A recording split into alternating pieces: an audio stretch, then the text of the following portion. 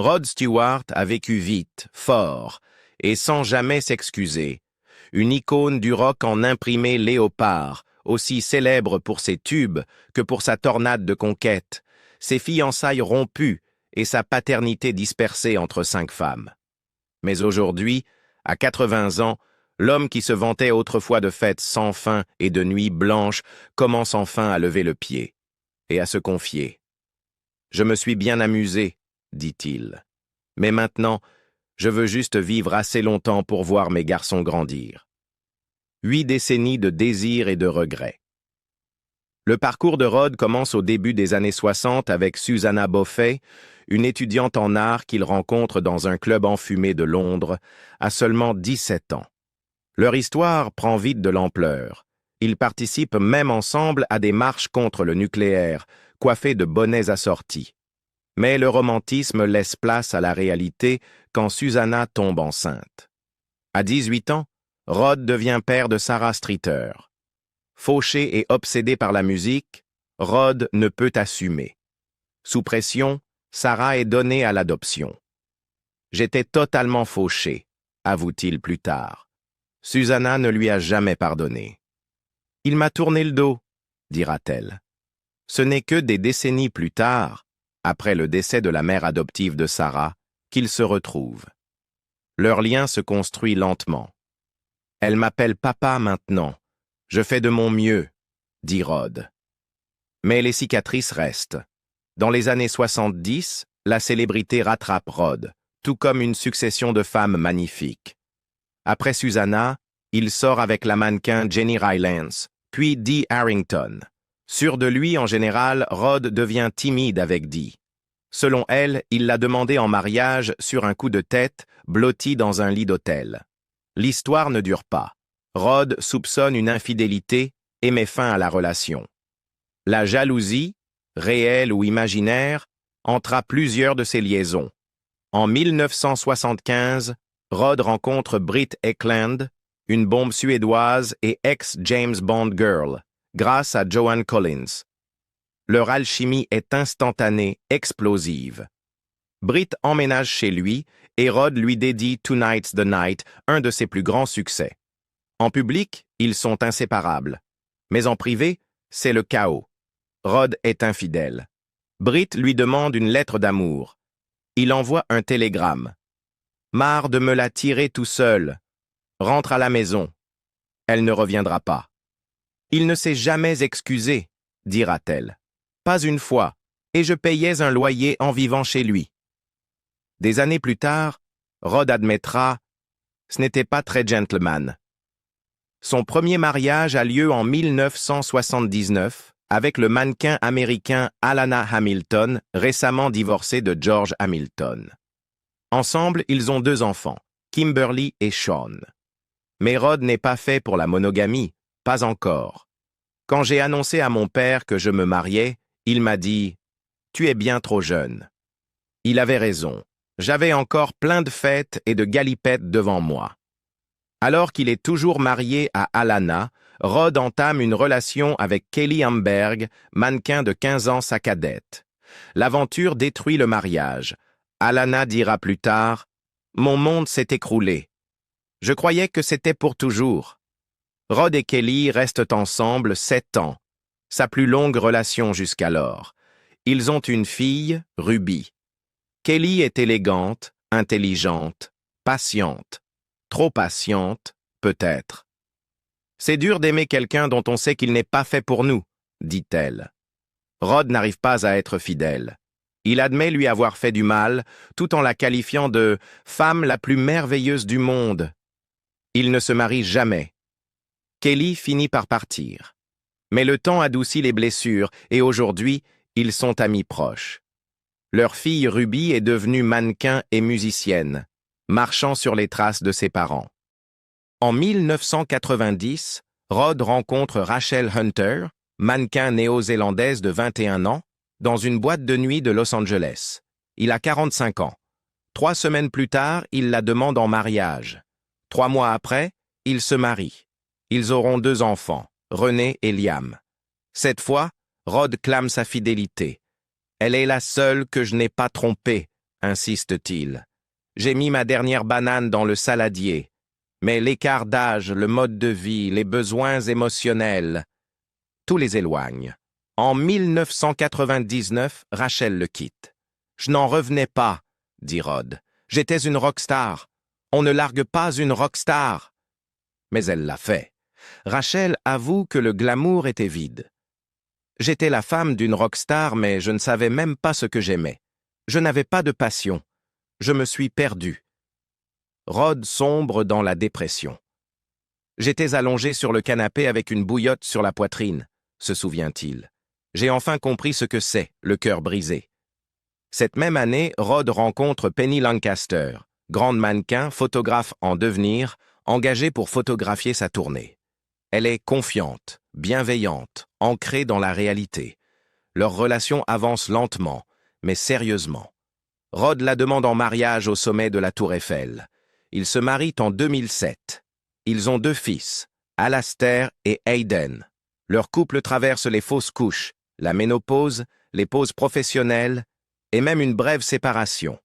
Quand Penny fait une dépression pendant le confinement, Rod protège au lieu de fuir. « Il faut qu'on l'aide », dit-il à leur fils.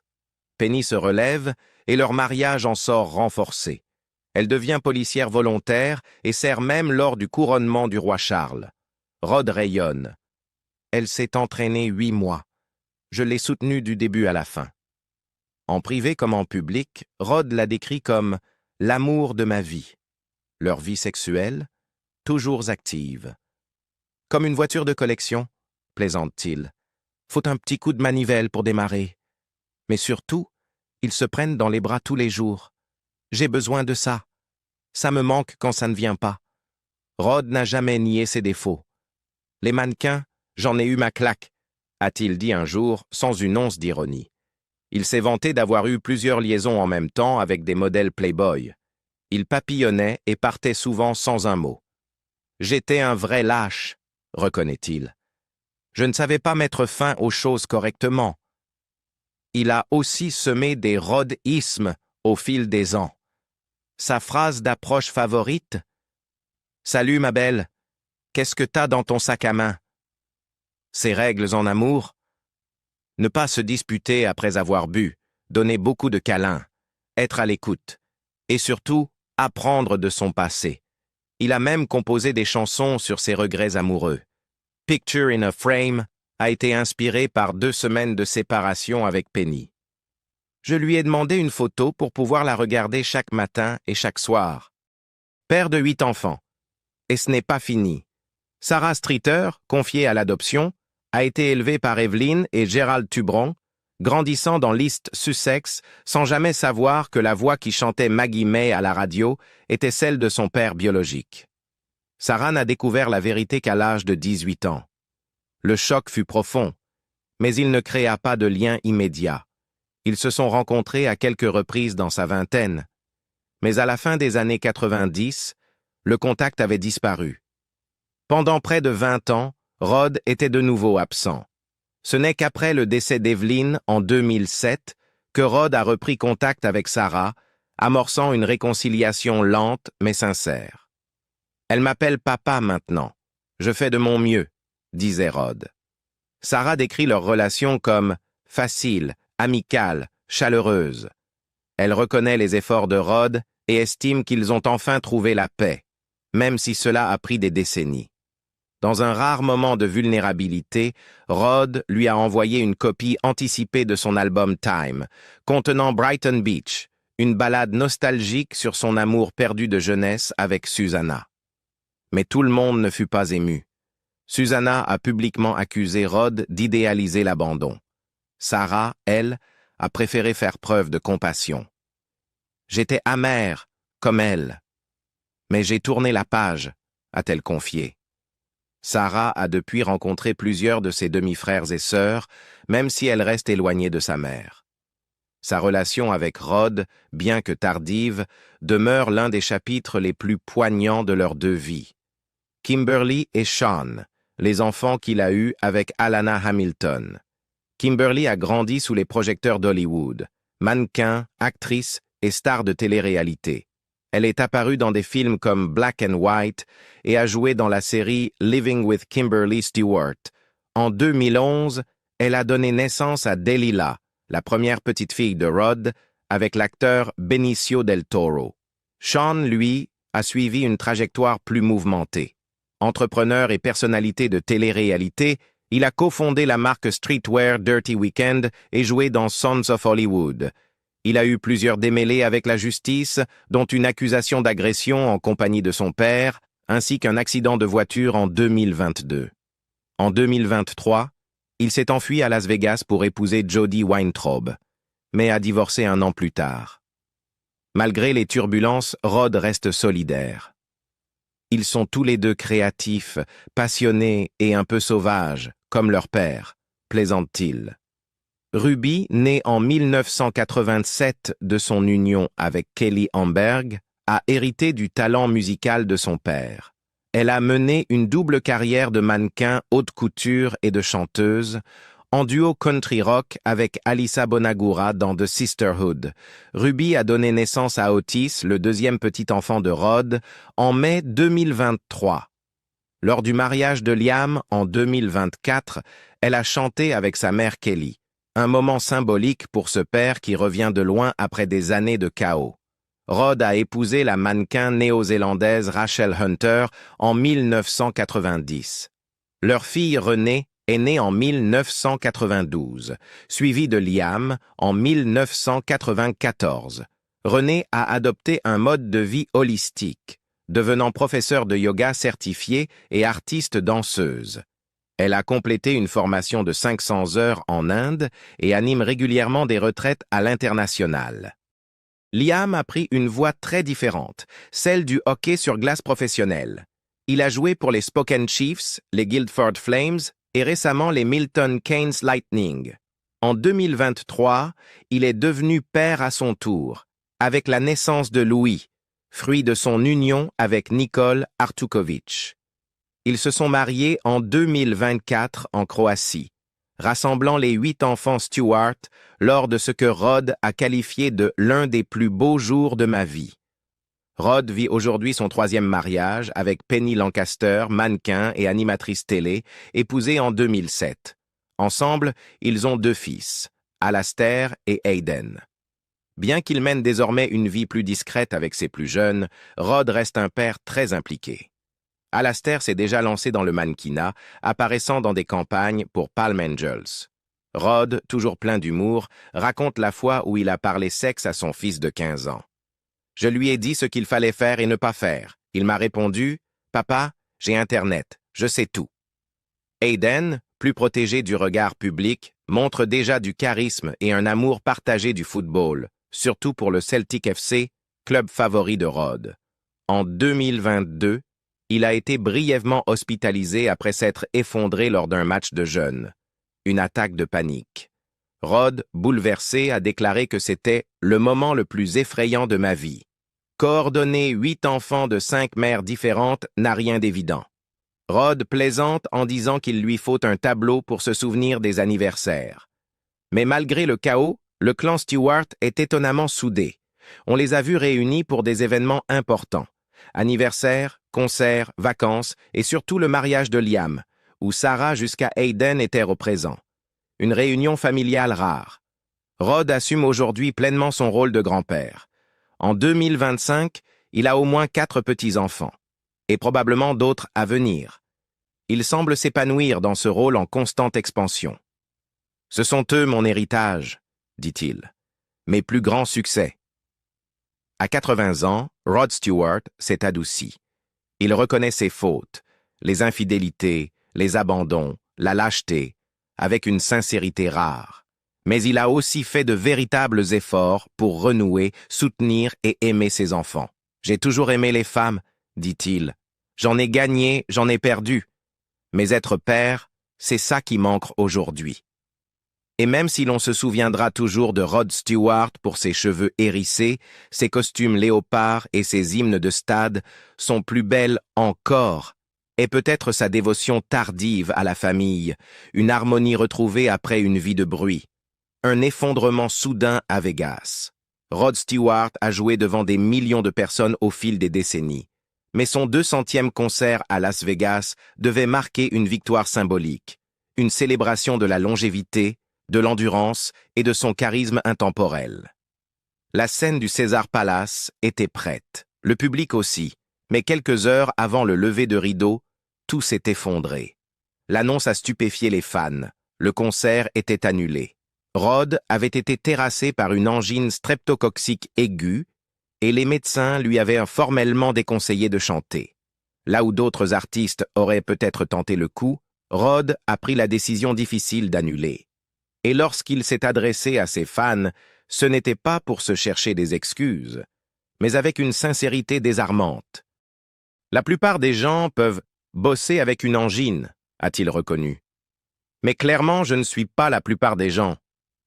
Sa voix, son bien le plus précieux, était en danger. Et il n'était pas prêt à jouer avec ça. Surtout pas maintenant. À 80 ans, Rod n'est pas juste plus âgé. Il est plus vulnérable. Et même si son image publique reste celle d'un homme audacieux et espiègle, ses récentes alertes santé ont rappelé à lui et à ses fans que sa mortalité n'est plus une abstraction. J'attendais vraiment ce concert avec impatience, a-t-il déclaré dans une vidéo touchante. Je suis désolé pour le désagrément. On reviendra en 2025. J'espère vous y retrouver. La déception était palpable. Pour lui, pour le public, et pour l'héritage qu'il construit depuis des décennies. Mais en réalité, ce n'était pas qu'un contretemps médical. C'était symbolique. Un rappel brutal que le temps n'épargne personne, pas même les légendes du rock. Un mois plus tôt, Rod faisait déjà la une des journaux avec une remarque spontanée. « Mes jours sont comptés ». Les fans se sont immédiatement inquiétés. Mais Rod a précisé, fidèle à son humour sec, c'était une blague. Enfin, à moitié. Je veux dire, les jours de tout le monde sont comptés, non? Il n'empêche, le ton avait changé. Pour un homme qui a jadis bondi sur scène porté par l'alcool, l'adrénaline et une confiance insolente, les dernières années ont marqué un tournant. L'énergie est là, oui, mais la conscience aussi. Il sait qu'aujourd'hui, chaque concert a plus de sens, que ses performances ne sont plus seulement du spectacle, elles sont une transmission. « Je n'ai pas peur », a-t-il confié au Sun. « On doit tous y passer un jour. Je veux juste profiter de ce qui reste, peut-être encore 15 ans, si j'ai de la chance. Tranquille. » L'annulation à Vegas fut une déception, certes, mais pas une défaite. Rod se projette déjà vers 2025 avec l'intention de revenir plus fort. En attendant, il se concentre sur sa santé, sa famille et ce luxe rare chez une rockstar, la paix.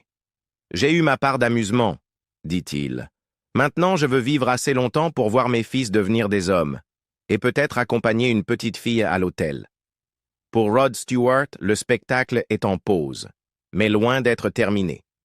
Une longue histoire de bataille pour la santé. Derrière les paillettes, l'arrogance et le charisme dignes d'un stade, Rod Stewart a passé une grande partie des 2 dernières décennies à livrer des combats loin des projecteurs, des luttes qui ont mis à l'épreuve non seulement son corps, mais aussi son esprit, sa voix et son identité profonde. Tout commence en 2000, alors que Rod a 55 ans et continue de remplir les salles du monde entier. Le diagnostic tombe comme une bombe, un cancer de la thyroïde. Sa voix éraillée et inimitable résonne encore sur scène, mais dans l'ombre, il affronte une peur que peu d'hommes osent de formuler. Dans son autobiographie parue en 2012, Rod, il raconte avec précision le choc du moment. « Mes paumes sont devenues glacées. Le médecin a dit que la tumeur était maligne. J'étais terrifié. » La tumeur était dangereusement proche de ses cordes vocales. L'opération a été préparée avec une précision chirurgicale et dans le plus grand secret.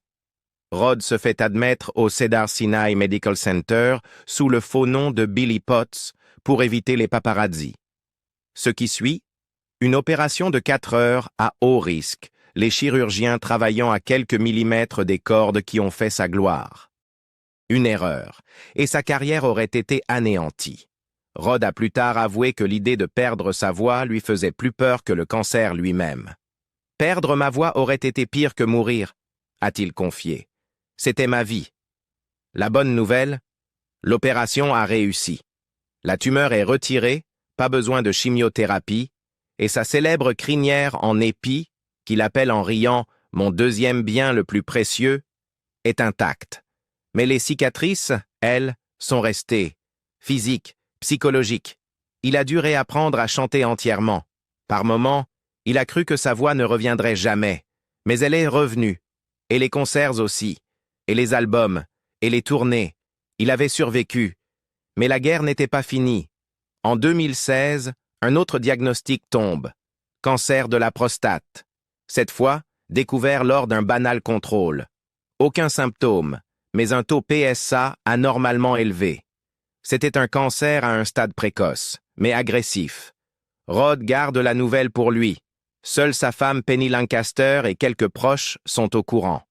Pendant près de 3 ans, il suit discrètement une radiothérapie dans un hôpital londonien, 5 jours par semaine, pendant 3 mois, tout en continuant d'enregistrer, de se produire et d'apparaître en public. Inutile de dire que c'était un choc, a-t-il confié au Sun. Quand on est aussi proche de ce qui pourrait vous ôter la vie, on remet ses priorités en ordre. Penny, son épouse depuis 2007, est son pilier. Elle aide à expliquer le diagnostic à leurs enfants et l'accompagne à chaque rendez-vous médical. En 2019, Rod décide enfin de parler publiquement de sa maladie lors d'une collecte de fonds contre le cancer de la prostate avec son ancien groupe The Faces. Micro en main, il lance à la foule « Messieurs, allez chez le médecin. Un doigt dans le derrière, aucun mal, je suis un survivant. » Il venait de vaincre un 2e cancer.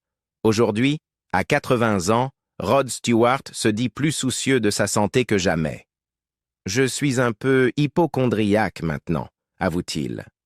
Les hommes, surtout, doivent profiter de la médecine moderne. Elle m'a sauvé la vie, 2 fois.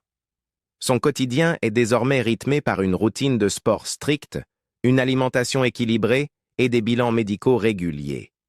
Il s'entraîne encore 3 à 4 fois par semaine, même en tournée, avec le même coach personnel depuis plus de 37 ans. Il s'est même fixé un objectif étrange mais attendrissant. Courir 100 mètres en moins de 18 secondes et battre un record de forme pour son âge. Mais tous les défis ne sont pas maîtrisables. En 2024, la santé de Rod prend un nouveau coup. Après une angine streptococcique, puis le COVID-19, il est contraint d'annuler plusieurs concerts, dont le très attendu 200 shows à Las Vegas. Les fans sont dévastés. Rod aussi. La plupart des gens peuvent travailler avec une angine, mais clairement, je ne suis pas la plupart des gens, dit-il avec un sourire en coin. Sa remarque sur ses jours comptés a déclenché l'inquiétude, mais il a vite précisé. C'était une blague. Enfin, à moitié, dit-il. Tout le monde a ses jours comptés, non? Mais franchement, je suis en embarrassante bonne santé. Son humour reste intact, mais aussi sa lucidité. Ces maladies sont un rappel. Aussi grand soit le succès, la santé passe avant tout. Et puis, il y a cette petite anecdote que peu de fans connaissent. Rod est daltonien.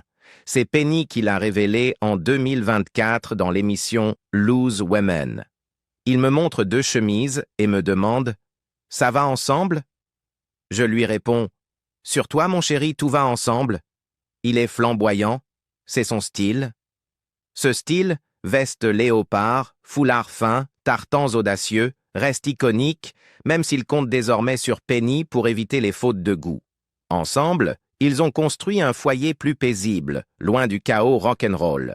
Leur maison comprend même une salle zen dédiée au calme, à des années-lumière des after-parties des années 70. À travers les cancers, les infections, les rumeurs, la résilience de Rod brille. En 2023, des spéculations ont circulé sur une crise conjugale lorsqu'ils ont mis en vente leur manoir de Beverly Hills à 70 millions de dollars. Les tabloïds parlaient d'un divorce en coulisses. Rod a vite démenti. Il n'y a aucune tension entre Penny et moi, a-t-il affirmé. On s'aime. On aime nos maisons. On vit juste dans plusieurs endroits. Et la retraite? N'y comptez pas. Il ne fait peut-être plus la fête toute la nuit, ni ne descend des bouteilles de scotch comme avant, mais il chante toujours, il marche toujours avec fierté et il planifie toujours des concerts. Il a troqué le whisky contre l'eau, la gueule de bois contre la salle de sport. Mais le cœur et la voix de Rod Stewart sont toujours là. Alors qu'il approche les 80 ans, l'homme qui redoutait plus que tout de perdre sa voix l'utilise aujourd'hui comme jamais, pour défendre la santé des hommes, divertir, transmettre, et prouver qu'un vrai rocker ne s'éteint jamais vraiment. « J'ai eu une foutue belle vie, dit-il. Maintenant, je veux juste rester assez longtemps pour en profiter, et peut-être, si j'ai de la chance, survivre à ma tignasse. Vous vous préparez pour un spectacle final? » Malgré les coups durs, Rod n'a aucune intention de prendre sa retraite. En réalité, Sir Rod se prépare à monter sur la scène de Glastonbury en 2025, un moment qu'il décrit comme un immense honneur, mais aussi peut-être comme un dernier salut au public. Malgré les récents soucis de santé, Rod ne lâche rien. Sa voix a résisté aux tempêtes, son corps est plus lent qu'avant, mais son esprit reste intact. Plus encore, ses défis semblent l'avoir rendu plus déterminé que jamais à terminer sa carrière à sa manière, avec panache, passion et le rugissement final d'une légende du rock. « Je paierai $1 million pour que ça ait lieu », a-t-il déclaré à propos de Glastonbury. Et ce n'est pas qu'une façon de parler. Il a déjà dépensé $300 000 de sa poche pour faire venir tout son groupe des États-Unis au Royaume-Uni pour le concert. Le festival ne verse pas de cachet mirobolant, mais pour Rod, le prestige vaut bien plus que le chèque. Ce n'est pas juste un concert de plus, c'est un moment de transmission, c'est symbolique, c'est personnel. Ce pourrait être le dernier gros concert, a confié une source proche de lui à Radar Online. Et il le sait. Rod occupera le fameux Legend Slot à Glastonbury, une tradition qui célèbre les artistes dont l'impact traverse les générations. C'est l'ultime reconnaissance de carrière, mais dans le cas de Rod, c'est historique. Il sera le premier artiste à avoir été tête d'affiche à Glastonbury, puis à revenir des années plus tard pour le créneau légende. Une preuve éclatante de sa longévité et de son importance culturelle. Pour un homme autrefois célèbre pour ses coulisses arrosées de champagne, ses chemises en soie et son appétit sexuel légendaire, le Rod Stewart d'aujourd'hui est beaucoup plus posé. Il parle ouvertement, parfois en plaisantant, du temps qui passe. Mais l'humour n'efface pas la réalité. La mortalité, longtemps ignorée, plane désormais en permanence. Je ne bois plus comme avant. Je ne fais plus la fête toute la nuit pour rebondir le lendemain. Ces jours-là sont derrière moi. Le passé de Rod est un tourbillon de hauts vertigineux et de bas douloureux. Cancer, opération, perte de voix, tournées annulées. Mais il a trouvé une forme de paix ces dernières années. La vie rapide est finie. Ce qui compte maintenant, c'est l'héritage, la musique et la famille. On m'appelle le Rodfather maintenant, sourit-il en parlant de ses petits-enfants Delilah, Otis et Louis. J'adore ça. Il reste proche de ses 8 enfants, nés de 5 relations différentes. Et même s'il plaisante en disant qu'il lui faut un tableur pour se souvenir de tous les anniversaires, ses yeux brillent quand il parle d'eux. Il ne planifie plus seulement des tournées, il planifie des souvenirs, des moments, des jalons. Quand on lui demande ce qui lui fait le plus peur dans le fait de vieillir, il ne parle ni de maladie ni de mort. Avec une lueur malicieuse dans les yeux, il répond « Perdre ma voix et peut-être mes cheveux ». C'est du pur Rod, autodérision, malice, mais aussi franchise. Derrière la blague se cache un homme pleinement conscient de ce qu'il risque. Il sait que la foule rugira à Glastonbury, mais rien ne comptera plus que les sons qui sortiront de ses propres cordes vocales. Une seule erreur, un seul accroc, et ce pourrait être la dernière fois qu'on entend cette voix éraillée si unique en live. Mais il n'a pas peur. « J'ai eu un bon parcours, admet-il. Je me suis bien amusé. Mais maintenant, je veux juste vivre assez longtemps pour voir mes fils devenir des hommes, et peut-être accompagner une petite fille à l'hôtel. C'est ça, le vrai rêve. » Alors, quand Rod Stewart montera sur la Pyramid Stage en juin 2025, ce ne sera pas juste un concert. Ce sera une célébration de la survie, un hommage à la résilience et peut-être, juste peut-être, l'ultime acte d'une vie vécue à plein volume. À 80 ans, Rod Stewart ne court plus après le chaos. Il court après l'héritage. Et ce mois de juin, il foulera une dernière fois la scène de Glastonbury, non pas pour dire adieu à la musique, mais pour faire la paix avec tout ce qui l'a précédé. Et vous, qu'en pensez-vous?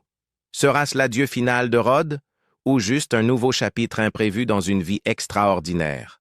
Dites-le nous en commentaire, et n'oubliez pas de liker, partager et vous abonner pour d'autres histoires derrière les icônes.